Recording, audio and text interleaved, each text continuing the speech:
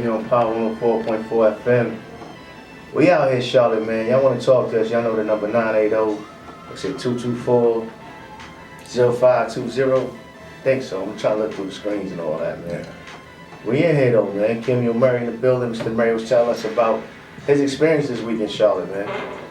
I'm not really going to get into details about what's going on because, a lot of we were talking about that for the first hour and there's been a lot of news and footage. But the circumstances.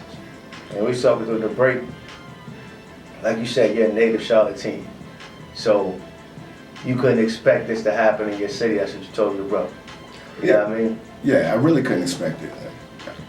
Man, for Charlotte to actually powder keg like that, like just actually blow up like it did, being here, you never thought that. And then me being a history person, that's what I went to school for, that's what I've been teaching for the past 14 years, social studies. And Charlotte has never been that, during the Civil War. Charlotte wasn't torn down like Atlanta. We've always been an economic city where, things have always been calm. Even when Martin Luther King died, there was no riots here, there was no marching here because that's just how the people were here in Charlotte. It's a culture thing, So for me to see Charlotte get like this, man, I love it. Love it on so many levels. See, I had a conversation with one of my good friends, and we was like, we talked about this. Honestly, we knew that something like this, the perfect environment for it to happen. It's a predominantly black city, predominantly educated black city. You know what I'm saying? You got a lot of people come from different areas, like how Atlanta was 20 years ago. Yeah. But like we said, the resources and the economic development here with the businesses is way more, and there's way more potential than in Atlanta. And then, you know what I'm saying? The next thing you know, it's like, if you can control a city, let's say if you had this in mind, if you had to practice one of your strategic infrastructure techniques, let's put it like that. Let's not say, certain stuff. Yeah. You know what I'm saying? Because I'll be raunchy, I might not cursing all that on my show, but I'm gonna talk, you know what I'm saying? I feel you. But it's like, certain techniques that you have to perfect. Charlotte would be a perfect environment for you to practice those. Man, listen, Tuesday night when I went out downtown, man, and saw what was going on. I mean, it started out peaceful from Marshall Park, but it got real rowdy that night. And Charlotte needed that. You know what I'm saying? A lot of people was like, oh man, what is that gonna do? You know what I'm saying? That ain't gonna solve nothing. You breaking into stores. It did everything because the next day there were stores closed. People couldn't go to work. You know what I'm saying? People was even actually scared to go to work. That hurt Charlotte economically. It may not like punch Charlotte and gave it a black eye, but you know what I'm saying? It was a hit to it. It ain't hit it like the H2 joint. No. and man, that was my argument. You know what I'm saying? If we could, get a strategy together to actually hurt Charlotte economically, then our voice would be heard even more. That's why, no, I don't condone any violence. I don't condone any looting or anything like that. But then at the same time, I respect it because it's necessary to hear your voice. If I'm talking to you at a low, tone, you know what I'm saying, you may hear me, you may not. You know what I'm saying? But if I start yelling, I start getting in your face, I start doing that, believe me, you're going to pay attention to me. And that made Charlotte, made people pay attention to it. But see, the problem with what I'm thinking, man, is like, these situations, they've been developing and rising all around the city for the last couple of months. And they haven't really been broadcast on the news. They haven't really we deal with a lot of different people in the job and the profession I have. Yeah. I deal with so many different people to the point where I can hear stories. I know stories about Caucasian kids that's getting harassed because of the people they hang out with or the places they go by the same people that their parents is paying their salaries. Like I was mad when I seen it the next morning when I got up because I was out doing some stuff. When I got up next one, I seen the tear gas and all that. And I seen you walking by the camera and I was like, I look like Kim, man. You know what I'm saying? Like, I'm sitting there like, yo, that's crazy because you go start, in New York, they didn't even hit cats with tear gas, so. Yo. It's like, they knew, see, it's like, it was great for Charlotte to finally get a backbone, like you're saying, with a voice. But at the same time, they were still, like, quote unquote, like the way I look at it, they was still bitching us, son. They was still making us like, oh, we got y'all. Like, look, we gonna call in the military, but I think that kind of backfired on them. Cause the military boys ain't gonna let them cops just do whatever they want to do. You know what I'm saying? A lot of them, when they go home, they be in the hood too. They know what's going on. Yeah, the military, I mean, it was a good presence. You know what I'm saying? If I was on, you know what I'm saying, the police side, it was a good presence. I'll say Wednesday night, no, not Wednesday night, Thursday night and Friday night, the protests went real well because instead of the police being in riot gear right in front of you, the police were, you know, on the outskirts of the crowd. You know what I'm saying? So it wasn't that intimidation factor. And I think that's what happened, you know, Tuesday night. It was the fact that you came out in riot gear, and what did it call for that? It didn't. People wasn't destroying anything until they saw the riot gear. And it's like, if I see you like that, it's going to make me act different. You know what I'm saying? So, you know, and I think that's what made people act different at night, you know what I'm saying? And any other night, you know what I'm saying? Like I said, Thursday, Friday night, the police stood off. It wasn't an issue of I'm right up on you, you know what I'm saying? So people could calm down a little bit, man. But I even got into it with one guy, you know what I'm saying, Thursday night because he, you know what I'm saying, he pushed me from the back. And he was like, you know, police officer like, you know what I'm saying, you're not moving fast enough. And I think that goes back to what you were talking about, that control factor of, you know what I'm saying, listen, you're under my authority. Yeah. So, you know what I'm saying, when I say move, don't just move, you know what I'm saying, at a deliberate speed, but move, you know what I'm saying, with some speed and get out the way. Yeah. Nah, you know what I'm saying? So I think it's like, it goes back to CMPD or whatever police department around America, man. It's going to get to a point where you're going to have to learn how to interact with the public you serve. Let me see, I don't even really know how much time I got. 20 seconds, think about this. Problem we had when I was growing up in New York in the Bronx was they bust all the cops in. The cops came from Connecticut, upstate New York, Long Island, Jersey, anywhere that was an hour away from the Bronx. The Bronx was so hot, they was paying people these ridiculous salaries to come out there and make these quotas, man. We gonna get into them bills, man. You just think about that for a second, like, if that, you know, that make a difference. Yeah, for you know sure. What I'm saying? Yeah. We got money. Well, she's out, man. She's leaving us. We'll see her in another 4 months. I love y'all. Peace to the people. Power 104.4. All right, Doc, you be safe out there, girl. I will. I promise You you. know how it is, man. I got this candy stuck in my teeth. I had my own candy. I'm being selfish today. My own chicken, my own candy, everything, son, everything. You see? No, but y'all know this, man. It's just trying to keep it humorous for a little bit. You know what I'm saying? Like I was saying before we went to break, son. You think that the fact that a lot of these officers, there's no B cops anymore. So officers don't live in the community. They don't know the people in the community. They automatically see everybody as a level 10 threat. Oh yeah, most definitely, man. Especially Charlotte, man. Charlotte's a melting pot for everybody to come here. You know what I'm saying? From not just the United States, North America. We got people from all over, man. So when it comes to the CMPD, we got people from everywhere. And I think the main problem is not just that they're from everywhere, is that the cops that are doing beats they're in their first 2 years of service. The majority, 90% of them, are in their first 2 years of service. After your first 2 years, you can choose to do another job in CMPD, but your first 2 years, you on the beat. So you got to think about it, these are newbies that are out on these streets. You know what I'm saying? In the thick of the fire. So you know what I'm saying? I think that causes more of a problem than anything. Yeah, because they don't have the experience to be like, oh, this so-and-so, that man got a mental health issue. Let's give him the pen. Let's hit him with the taser. Yeah. You know what I'm saying? Like, yo, when we was growing up, cats were scared to get tased at the club. Real talk. Now you come outside the club, you worried about getting shot. Real talk. Well, get in your car. Everybody leave. I don't want to. I want to smoke this cigarette. I don't want to smoke it in my car. Well, didn't I tell you get in your damn car? I'm like, yo, I just paid for parking. I'm not going to get in my car because you told me to. Well, get out of your car.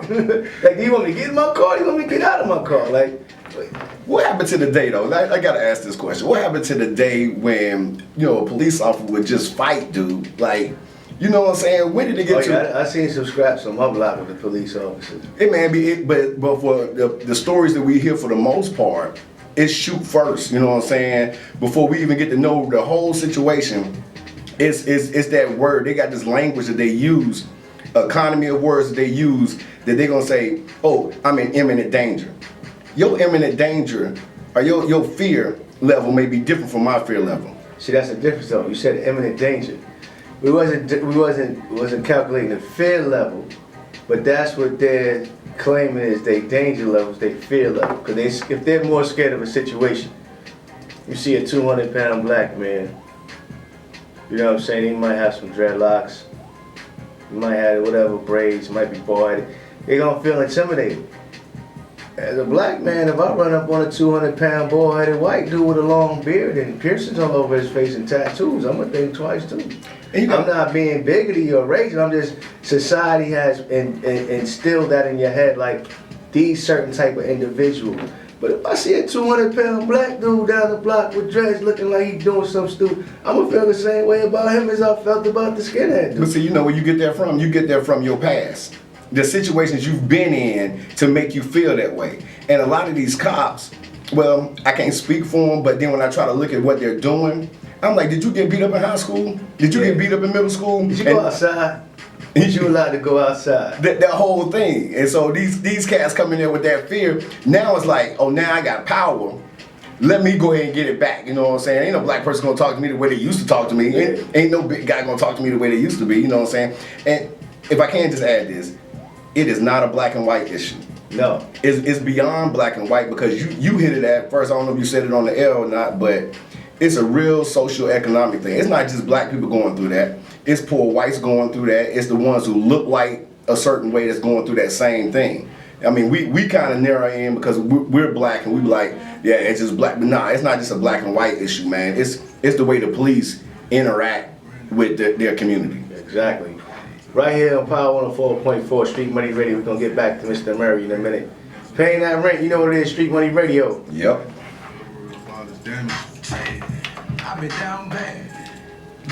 Yeah, that's what it is, I guess. You know what it is, Street Money Radio. Well, I got another question, man. Being somebody that like we talked about it, man. I met you at 95, so Yeah, we came to school together. yeah. So it's like I've been down here so long. I've seen the change from one big building to what 6, 7 big buildings now. And the people that in other cities and other places might think that don't mean nothing. That like had a football stadium built when I first came out here. Baseball stadium been built out here. It's all kind of stuff. They got the tram system there. It's like, you know, the city is bustling. It's coming together. It's doing what it got to do. But you always get this impression. Maybe it's because I'm from outside of Charlotte. Even though I lived here 9, 10 years, I always get this feeling like, you know, it's not the core of the city is out of touch with the rest of the city. You know what I'm saying? Like, you got a lot of nice neighborhoods, but when you get to the core of the city, which isn't really that big, it's only about 8, 10 square blocks. They making it seem like, oh, Cats was doing this and Cats was doing. My man was like, no, we just walking around in circles, bro. Yeah. You know what I'm saying? Like, it seems so cold. You know what I mean? Like even when it's popping, homecomings, CIAA, it just seemed like there's no warmth. You walk by the cops, they looking at you all. They not like, you know, you go most places and you out having a good time. And people know you having a good time. Like, yeah, all right. If y'all need a ride, make sure you take a cab. These cats like, yo, where you going? Get off the road. You know what I'm saying? It's like they already was at a point where they was ready for a button to be pushed. You know, like I said before, I just want to get you, like you said, you didn't see this happening here. But me as an outsider, I seen it because of that fact. That it's like the people that's in the upper grades, the upper echelon, they don't even consider the rest of us. You know what I'm saying? Yeah, man, I totally agree. We always said growing up in Charlotte, man, Charlotte was the most scariest city because we always thought we had what was called hidden racism. You know what I'm saying? It wasn't that overbearing racism like you may go down to Mississippi or, you know what I'm saying, some other places like that. It's like you walk in the restaurant, everybody looking at you, they might serve you and whatnot, but the next person coming, they be like, how you doing, sir? Yeah. You know, and you be sitting there like, you ain't call me, sir. Yeah, you understand Charlotte, man. Yeah, that's Charlotte, man. So like I said, for me, I just thought it would stay that way, but I think our youth which, you know, it was the youth that was rallying, you know what I'm saying? The youth, I won't say rioting, I say rallying, you know what I'm saying? Really having that energy. It was our youth, and I think our youth, man, you know, our youth are on a different level, man. They don't have like the fears that we have, you know what I'm saying? Like, my mom instilled in me, you need to act this way, you know what I'm saying, when you're around people, you know what I'm Yeah, saying? but they don't got like, they don't have the arena. They don't have 1,000 people club out here no more. Oh, Like, yeah. unless they go pay $50 to get regular seating. See, they didn't have that childhood.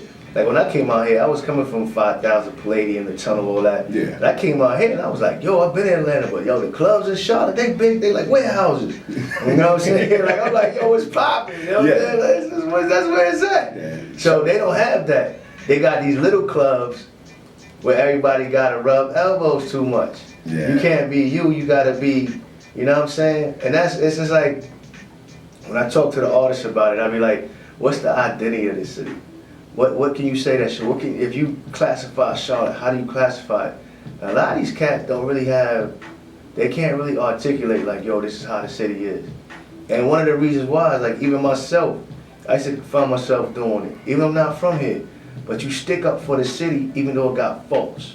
Yeah. Well, Charlotte been like this, man. Growing up here, you know, if I talk about the identity of Charlotte, we're so mixed in. I remember growing up, you know, Charlotte didn't really have a name, so you down here, you wanted to have a New York accent, you know what I'm saying? But you from Charlotte, you know what I'm saying? You wanted to have that accent, so you started talking this way and started talking that way. Or, you know, you put those enunciations on different things. And so Charlotte started growing an identity, I think, now, man. So that's why you see more local artists coming out of Charlotte, because now this younger crowd, man, they have a new energy that Charlotte has never seen, man. And that's the part that I'm loving the most, man. As a teacher, you know what I'm saying, teaching our youth out here, man, been teaching for 14 years. I did 14 years in CMS, and now I'm at a charter school. I can see how our youth were turning over, man. And it's because the parenting got younger. So, you know, with that, these children have a different point of view than what I grew up with. You know what I'm saying? I kind of grew up with my mom and dad ways. These kids are growing up with a whole different point of view, and it's a lot more growing up like that. And a lot of them are not from here. You know what I'm saying? A lot of these youth are being brought in from, you know what I'm saying, other cities, and they're bringing their personality in here. And that's what's giving Charlotte that, like, almost a melting pot personality, man. So it really doesn't have a true identity. I think it has multiple identities, which that's even scarier in itself, because you don't know where it's going to come from. Like I said, Tuesday night, Wednesday night, I could not believe my city was doing what it was doing. No doubt. We're gonna pay these bills. We'll be right back, though. Y'all know what it is, man. Street Money Radio. Boy. Once again, I was listening to y'all, man. So, that's a valuable thing. Like, if it's more people that show up to protest, you get more accomplished. Because, see, if you got 1,000 people that's protesting for various different reasons, you're going to have various different outcomes. Mm-hmm. But if you got 100 strong protesters and y'all protesting one thing and everybody's solid behind it, they ready to do this and ready to do that, you're going to get more done.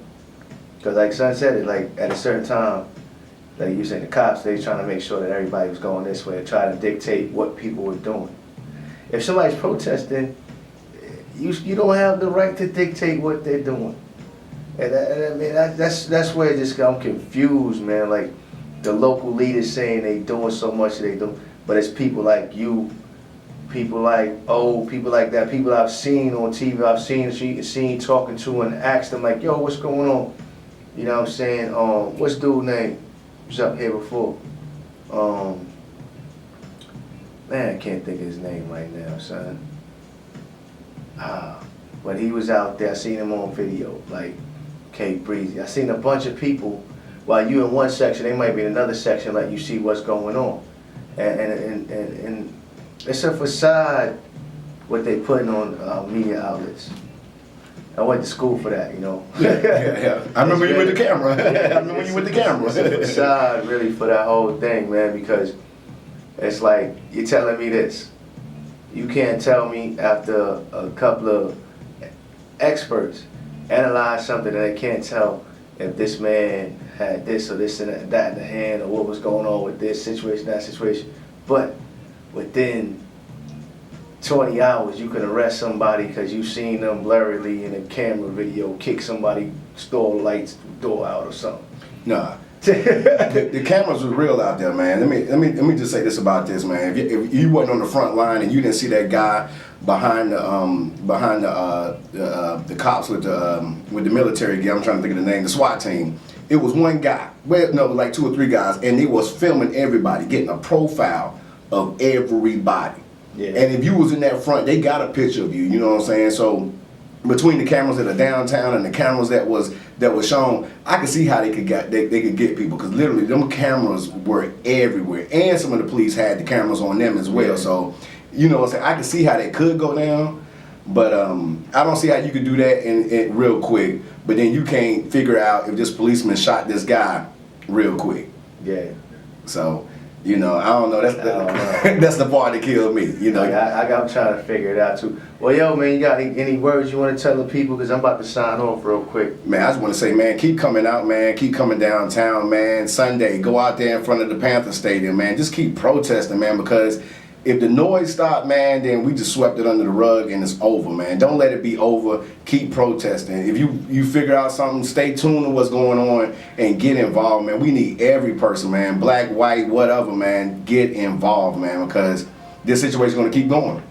All right, man. Y'all know what it is, man. Street Money Radio right here on Power 104.4 FM. I'm your host, DJ Strongboy. Big shouts to Lady Doc, S. Dot, my man Kimmy and Mary, Mr. Murray in there.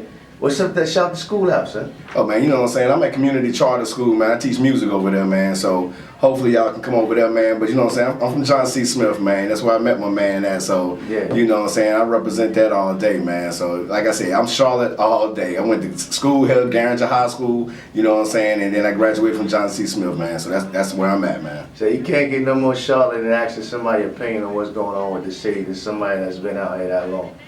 I mean, that's how it is, man. But I just want everybody to know, be safe. If you're going to protest to your own limitations. I don't know what you're capable That's of. smart. I don't know what you're capable of, but don't let somebody else influence what you're doing and how you get your point across. Exactly. All right, man. Be safe. Peace. Thank you, man.